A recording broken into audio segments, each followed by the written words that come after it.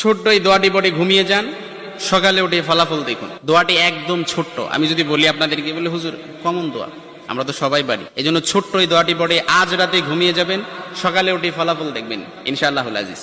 আপনি মাথা থেকে বোঝা নামিয়ে ফেললে যেরকম হালকা হয়, আপনি এরকম হালকা মনে করবেন।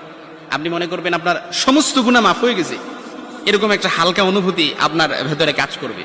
খুশি হয়েছেন মনে হয় না? এই জন্য আমরা যদি ছোট্ট এই দোয়াটি পড়ে আজ রাতে ঘুমাতে পারি, সকালে উঠে ফলাফল দেখবো ইনশাআল্লাহুল আজিজ।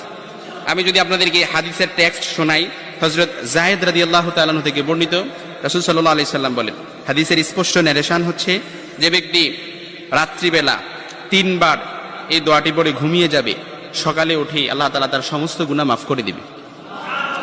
সুবহানাল্লাহ বাড়িতে যায় বললেন। এই জন্য আজ রাতেই যদি এই দোয়াটি পড়ে ঘুমাতে পারেন, সকালে উঠে ফলাফল দেখবেন ইনশাআল্লাহুল আজিজ। দোয়াটি আমরা সবাই পারি, তবে আপনাদের মনোযোগ আকর্ষণ, আপনারা একটু আমার দিক অ্যাটাচমেন্ট বাড়ান। আমি আপনাদেরকে বলতেছি, সবাই পারি, আমার সাথে একটু ঠোঁট মিলাবেন।